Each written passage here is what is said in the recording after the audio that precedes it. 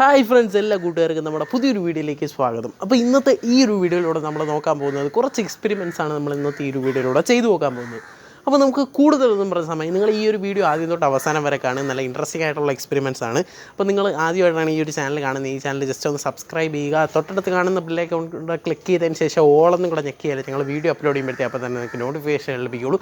നമുക്ക് കൂടുതലൊന്നും പറഞ്ഞ സമയം കളയുന്നില്ല, നമുക്ക് നേരെ വീഡിയോയിലോട്ട് പോകും. അപ്പോൾ നമ്മൾ ആദ്യം ചെയ്യാൻ പോകുന്ന എക്സ്പെരിമെൻ്റ് എന്ന് പറയുമ്പോൾ നമ്മൾ കുട്ടിക്കാലത്തൊക്കെ ചെയ്തിട്ടുള്ള എക്സ്പെരിമെൻ്റ് ആണ്. അതായത് ഒരു നാരങ്ങ എടുത്തതിന് ശേഷം നിങ്ങൾ രണ്ടായിട്ട് കട്ട് ചെയ്യുക. കട്ട് ചെയ്തതിന് ശേഷം നമ്മൾ ജസ്റ്റ് എന്തെങ്കിലും ഒരു പാത്രത്തിൽ ആ ഒരു നാരങ്ങ പിഴിഞ്ഞൊഴിക്കുക. ഓക്കെ, അതിലുള്ള ആ നീര് മൊത്തം പിഴിഞ്ഞൊഴിക്കണം.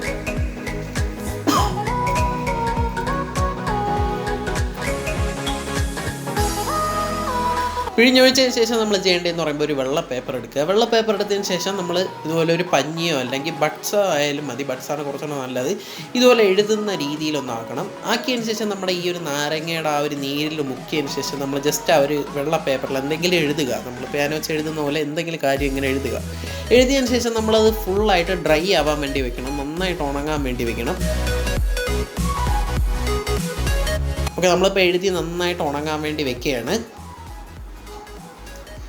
ഓക്കെ, നന്നായിട്ട് ഉണങ്ങിയതിന് ശേഷം നിങ്ങൾ ചെയ്യേണ്ട ഒരു മെഴുകുതിരി എടുത്ത് തീ കത്തിക്കുക. തീ കത്തിച്ചതിന് ശേഷം നമ്മുടെ ഈ ഒരു എഴുതിയ പേപ്പർ അതിൻ്റെ മേളിൽ കൂടെ ഇങ്ങനെ ഓടിക്കുമ്പോഴത്തേക്കും നമുക്ക് അവിടെ ആ ഒരു നമ്മൾ എന്താണോ എഴുതിയത് അത് നമ്മുടെ ഈ ഒരു പേപ്പറിൽ തെളിഞ്ഞ് വരുന്നത് കാണാൻ പറ്റും. അപ്പോൾ ഞാൻ എന്താ ഇവിടെ GTMC എന്നാണ് എഴുതിയത്, അത് നിങ്ങൾക്ക് തെളിഞ്ഞ് വരുന്നത് ഇവിടെ കാണാൻ പറ്റും. അത് കൂടുതലായിട്ട് നല്ല രീതിയിൽ പേപ്പർ തീ പിടിക്കാതെ നല്ല രീതിയിൽ ചെയ്യുമ്പോഴത്തേക്ക് അടിപൊളിയായിട്ട് അത് വരും. അപ്പോൾ ഇതാണ് സീക്രട്ട് മെസ്സേജ് എന്ന് പറയുന്നത്. സീക്രട്ട് മെസ്സേജ് ഇങ്ങനെയാണ് നമ്മൾ എഴുതി കൊടുക്കുന്നത്. ഇനി നമുക്ക് ചെയ്യേണ്ടതെന്ന് പറയുമ്പോൾ ഒരു മെഴുതിരി എടുത്തിട്ട് ലൈറ്റർ വെച്ച് കത്തിക്കുക. കത്തിച്ചതിന് ശേഷം നമ്മൾ ചെയ്യേണ്ടതെന്ന് പറയുമ്പോൾ ആ മെഴുതിരി ഒന്ന് കെടുത്തിയിട്ട് ഇങ്ങനെ ഒന്ന് കത്തിക്കുമ്പോഴത്തേക്ക് അത് ആ ഒരു പുകയിൽ കൂടെ തന്നെ ആ ഒരു തീ വരുന്നത് കാണാൻ പറ്റും. തക്കണ്ട, അപ്പോൾ അത് സ്ലോ മോഷനിൽ കാണിച്ചാൽ നിങ്ങൾക്ക് നന്നായിട്ട് മനസ്സിലാവും.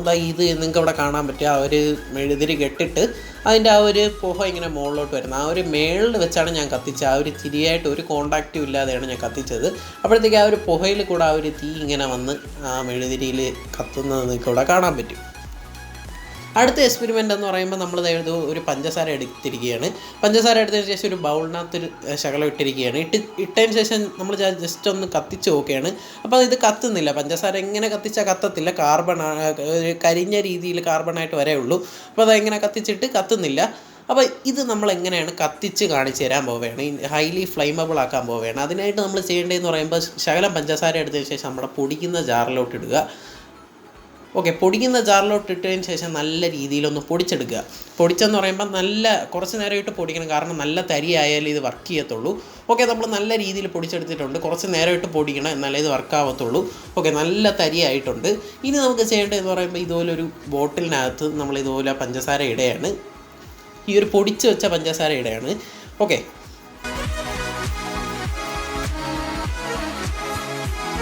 ഇട്ടതിന് ശേഷം നമ്മൾ ചെയ്യേണ്ടതെന്ന് പറയുമ്പം അതിൻ്റെ ആ ഒരു അടപ്പിൽ ചെറിയൊരു ഹോൾ ഇട്ട് കൊടുക്കുക. അപ്പോൾ നമ്മളത് ഇവിടെ പഞ്ചസാര ഈ ഒരു കുപ്പിക്കകത്താണ് ഫില്ല് ചെയ്യുന്നത്. നിങ്ങൾക്ക് ഏത് വേണമെങ്കിലും എടുക്കാവുന്നേ ഉള്ളൂ.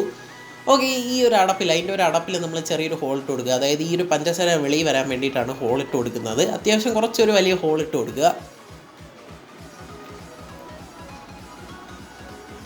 ഇട്ട് കൊടുത്തതിന് ശേഷം നമ്മൾ ജസ്റ്റ് ഈ ഒരു ലൈറ്ററോ എന്തെങ്കിലും മെഴുതിരിയിലോ നമ്മൾ ജസ്റ്റ് ഈ ഒരു പഞ്ചസാര ഇങ്ങനെ ഒന്ന് തട്ടിക്കഴിഞ്ഞാൽ അത് നന്നായിട്ട് കത്തുന്നത് കാണാൻ പറ്റും. ഹൈലി ഫ്ലെയിമബിളായിട്ട് നമുക്ക് മാറുന്ന കാണാൻ പറ്റും. നമ്മൾ പഞ്ചസാര പൊടിക്കാതെ കത്തിച്ചപ്പോൾ നിങ്ങൾക്ക് അവിടെ കണ്ടാൽ മനസ്സിലാവും അത് കത്തിയില്ല. പക്ഷേ ഇങ്ങനെ പൊടിച്ചിട്ട് നമ്മളിങ്ങനെ തീയിലോട്ട് കാണിക്കുമ്പോഴത്തേക്ക് നല്ല രീതിയിൽ കത്തുന്നത് നിങ്ങൾക്ക് അവിടെ കാണാൻ പറ്റും. കണ്ടോ?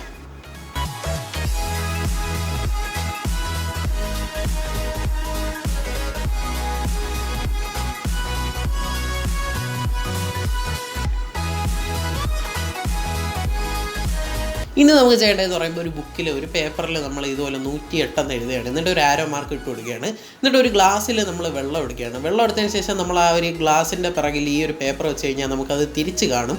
നമ്മൾ എഴുതിയതിൻ്റെ ഓപ്പോസിറ്റായിട്ട് കാണും. 801 എന്നാണ് ഇപ്പോൾ എഴുതി കാണിക്കുന്നത്. 801. നമ്മൾ എഴുതിയത് 108 ആണ്. ഇതിൽ നമുക്ക് 801 എന്നാണ് കാണിക്കുന്നത്. ഇനി നമുക്ക് ചെയ്യേണ്ടതെന്ന് പറയുമ്പോൾ നമ്മളൊരു മെഴുതിരിയിൽ ഇതുപോലെ ഒരു ബലൂൺ കൊണ്ടുവന്ന് കഴിഞ്ഞാൽ അത് അപ്പം തന്നെ പൊട്ടിപ്പോകുന്നതാണ്.